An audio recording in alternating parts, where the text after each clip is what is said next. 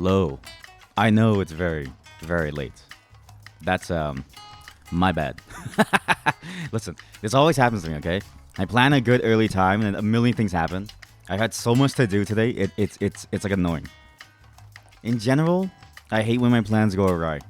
But today, we have enough time to go through all the plans, just maybe not Baldur's Gate. I just wanted to show something off too as well from Baldur's Gate. Only 2.3% of players have this achievement. Only 2.3. Only 2.3 players have ever pet the owlbear and the dog at the same time. The implications are astounding, right? This either means most people have killed the owlbear or the dog, or both. I mean, there's gonna be some sicker out there who has killed both the owlbear and the dog. Because if you do the wrong dialogue option, the dog will want to fight you. Absolutely a possibility, yes? And the owlbear, well, if you just walk up to the mom, it will want to fight you. Okay? Absolutely a possibility. How many people even play bards? I bet you most people want to live the fantasy of being like a, strong barbarian with their strong, meaty hands, you know what I mean? A half-orc barbarian, cutting swaths down in the wilderness without ever knowing that you can have an owlbear cub as a pet. Ever. I'm sick of you petless heathens. You disgusting monsters. Oh, what's math? Wait. 100 minus 2.3. 97.7% of you are sickos. 97.7% of you are sickos. How can you? Why just pet them both? Also, apparently only 9.2% of people have read more than 100 books. Only 9.8% of people have played Fetch with Scratch. Only 9. What other achievements do I have? Let's just see all the achievements I have here. Let's see, global achievements. No. What other crazy achievements? Wait, only 7.5% of people have broken out of prison? What? What do you mean? What? Wait, only 76.6% of people have ever gotten off the tutorial ship? What do you mean? What do you mean only 76.6% of people have gotten off the tutorial ship? That seems impossible to me. Like, how does that even happen? Complete 10 background goals in 6 single playthrough. You won with your character. Wow. What? 60% of people have not taken 4 full long rests in a single playthrough. Are these people playing the game on like easy mode? What's going on? What? Yeah. I don't get it. No. There's nothing much for the pre-stream. The world has been very quiet recently. Aside from the Zeeting thing, it's been very quiet. Well, except the fact that the war on Ukraine is starting to slowly advance more and more and more. But other than that, the world's been very, very quiet.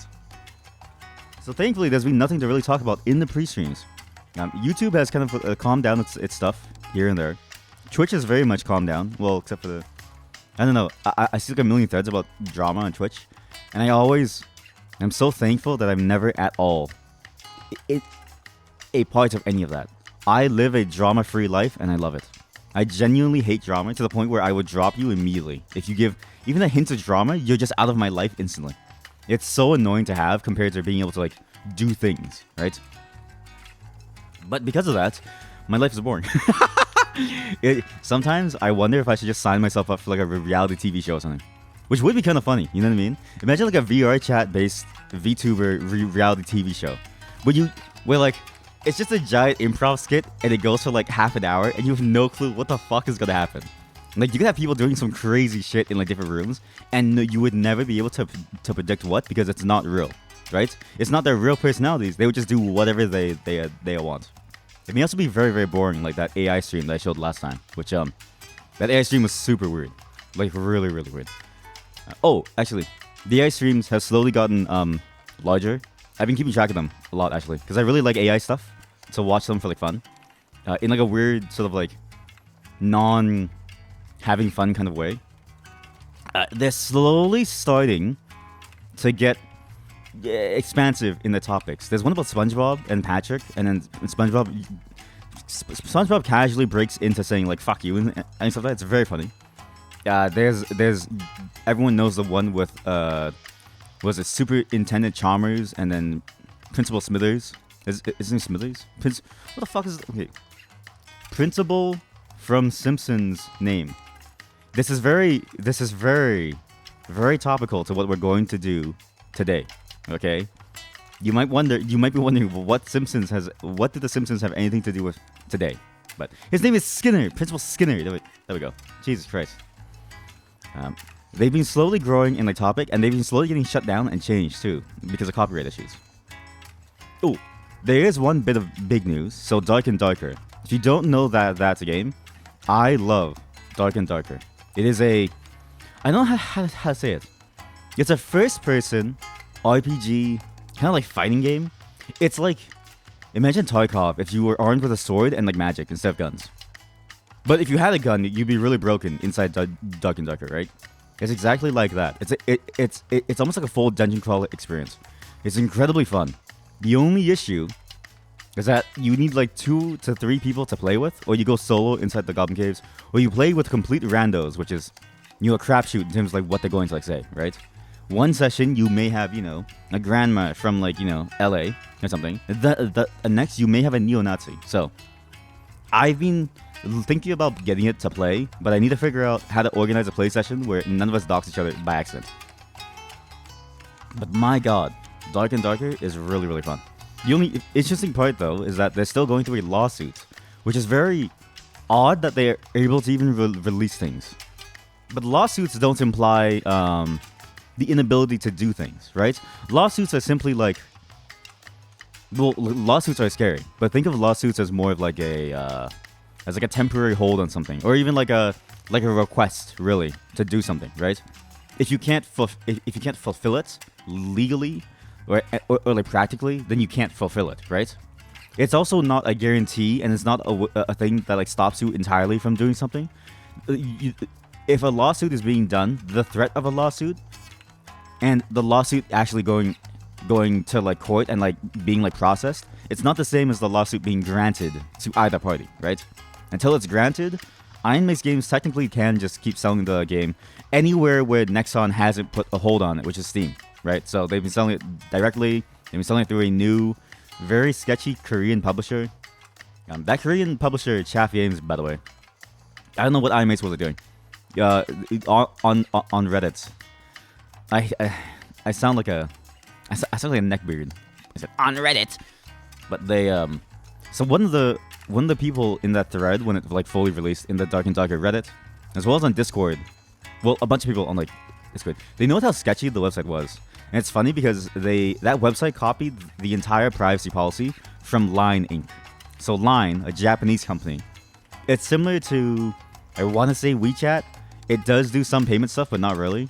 But it's like on the same ubiquitous level of like messaging as Facebook Messenger in the West, WeChat, WhatsApp, stuff like that, right? But in Japan, it copied wholesale for a Korean company, and the privacy policy even mentioned that they were still in Japan. So it was a very sketchy thing, and they were selling the game through there and on their official website. But that hasn't stopped people from playing it. And genuinely, it still looks very, very fun, very, very fun. A lot of people don't really get into it because the gameplay feels very slow and stuff, but that's what makes it feel fair, right? It feels fair when you swing and people don't... Like, you have time to react, you know what I mean? It looks stupid, but it feels fair on like both sides. It doesn't feel too bad to like play with either. You're slow as molasses, but so is everyone else. You're not so slow where it's boring, and you still have a lot of tactical and strategical depth to how you want to play. So keep an eye out for that. I don't know when we're gonna do Dark and Darker. I'm gonna wait a tiny bit just to see how the situation sort of like progresses. But I am gonna hop on that train because I really like that game. It's just no longer free. It's basically a full early access release, and basically the money could go down the drain if that suit ever goes through, and they get shut down because they are based in Korea, I believe, or maybe they have a Korean arm, Iron Mace. So it's gonna be very interesting to see how that shapes up. Now, in general, I love indie games, inside spaces, yeah? This is all very relevant to what we're doing today, okay? Because today we're going to be playing a lot of weird games that come from indie developers, mostly from Twitch. Actually, all from Twitch. Today, at least. There's a couple more that I found that are off of Twitch, but these ones come from Twitch. Nexon has been blocking Dark and Darker on the basis of one thing. They think that somebody stole assets from it because it's way too similar to a game that they developed internally and canceled when that developer tried to get everyone to go work separately to make that game a reality. That's a weird thing to sue someone over. Again, you can't copyright ideas or concepts. It's just not a thing, right? At most, you can copyright implementation details, right? This is one of the core cruxes of the copyright system, is you can't copyright ideas wholesale. You can only copyright methodologies, basically. So you, for instance, you can't copyright the concept of a battle royale, but you can copyright Fortnite, all the stuff that goes into Fortnite, as well as how Fortnite is made itself. And so no one can actually use Unreal Engine realistically wholesale as it is to just make a Fortnite. Obviously, that's like an oversimplification. You have different details of that and how different systems interact with each other, how different code bases work. And obviously, Epic Games themselves have signed away the rights to Unreal Engine developers for, say, the networking modules for it to work with in any game, right? So somebody could theoretically make 100 versus 100 battle royale game using the same code as Epic Games themselves. They signed away the rights, but in general, that's how it goes, right? You can't copyright an idea. You can only copyright what you use to make that idea a reality. However, companies like Nexon don't really care about the intricacies of that.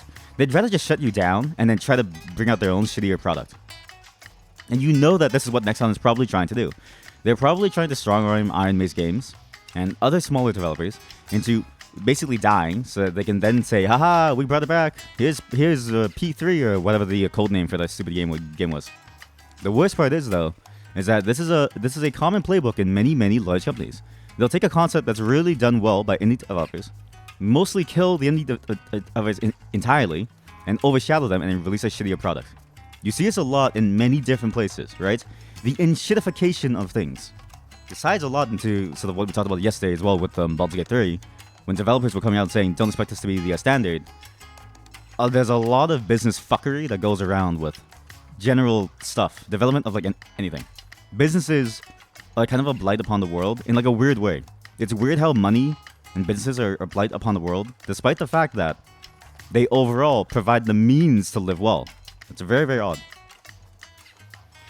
That's why I really like indie games, right? Large companies and large games don't really have anything innovative. Diablo 4 was an absolute flop. It's been disastrous. It's been so garbage. I don't think anybody still streams it that has any large numbers. It's very sad. So the whole sort of and I know streaming is not the be all end all, but it is, I think, large enough to the point where you can say stream numbers is in general interest in the game, right? In general, but obviously it gets complicated. But you can kind of see this when somebody streams a game that no one likes. Even if they're large, you'll see their viewership drop. I watched so many streamers try to stream Final Fantasy X, for instance. And it's so funny because I really like Final Fantasy X. But their numbers when they play Final Fantasy X is maybe 1/10 or 1/20th of what they usually have, right? It always happens. General interest in games like that, these money grab games, it's been dying a lot. And it's been nice to see because it gives space for these indie games to come up. Now, these are not very major indie games. These are some weird ones. And actually, quite a few of them have been updating a lot today, okay? But I've got a couple to go through. We have about 6. So we're going to go through them today. They're all very strange. I just want you to know that. I actually have no clue. Well, I know they're all safe for stream. But how safe? I don't know. Do note that some of them are very terrifying, apparently. One of them seems very terrifying. So just be warned. And a couple of them have trigger warnings in terms of gore and violence. So I'm going to set a content label, okay? And if you are not well of mind, I'll tell you when you should look away. There's one game in particular that you should probably look away if you're not well of mind, if you're feeling down or anything, okay? And if you aren't feeling well, please do seek help. The world is out there. They're waiting for you. We will absolutely take care of you. As best we can, at least. But give me a moment to set things up. We'll be right back with some weird freaking games. BRB.